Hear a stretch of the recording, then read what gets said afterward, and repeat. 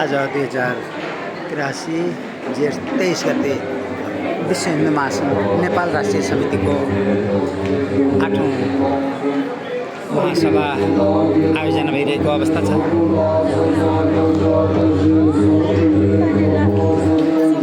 स्वागत छ है।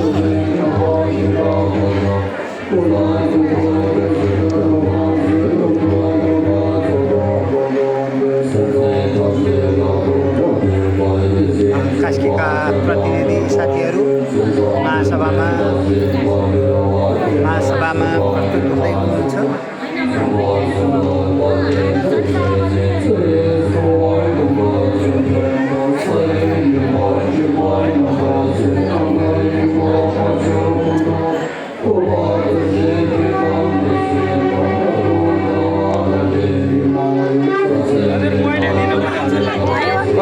कसरी हजुरलाई सबैजनाको आदेश भएन।